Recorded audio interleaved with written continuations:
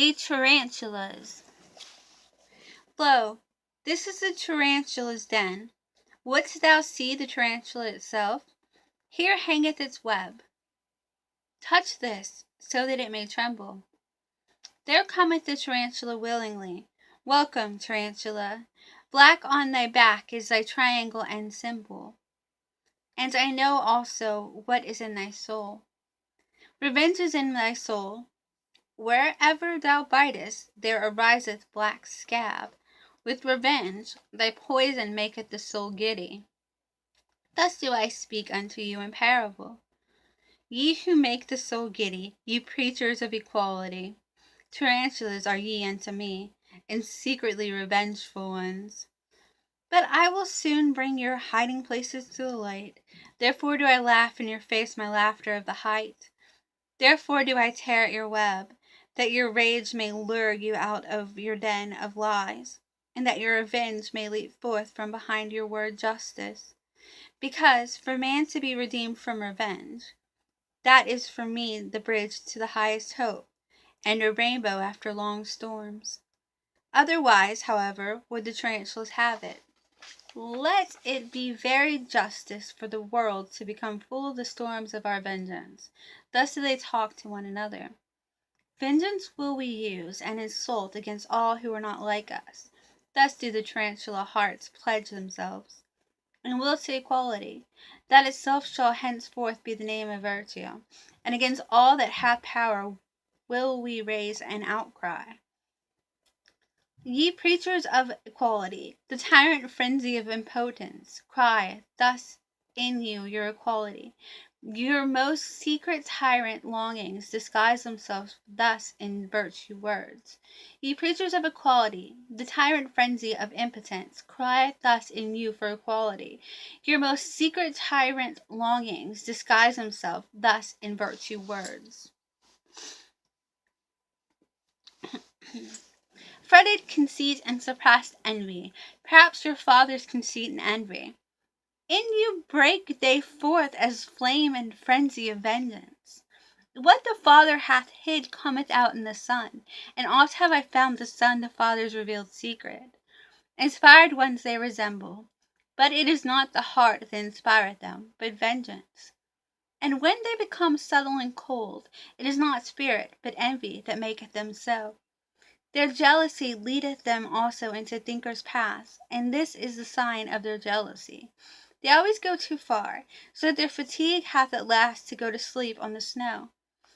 In all their lamentations soundeth vengeance, and all their eulogies is maleficence, and being judged seemeth to them bliss.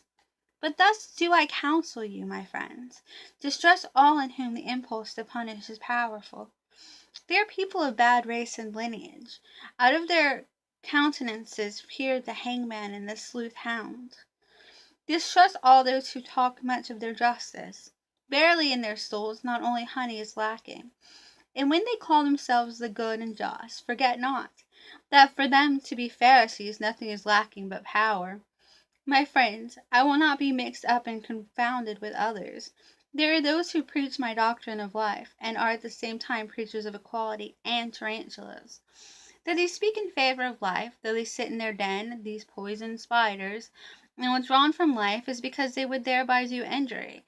To those would they thereby do injury who have power at present, for with those the preaching of death is still most at home. Where otherwise, then would the tarantulas teach otherwise, and they themselves were formerly the best world maligners and heretic burners. With these preachers of equality will I not be mixed up and confounded, for thus speaketh justice unto me, men are not equal, and neither shall they become so. What would be my love to the Superman if I spake otherwise? On 1,000 bridges and piers shall they throng to the future, and always shall there be more war and inequality among them. Thus doth my great love make me speak.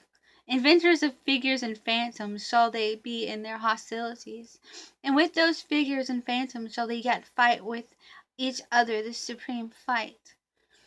Good and evil, and rich and poor, and high and low, and all names of values, weapons shall they be, and sounding signs that life must again and again surpass itself, It loftily built itself with columns and stairs, life itself, into remote distances would it gaze, and out towards bliss, beauties, therefore doth it require elevation.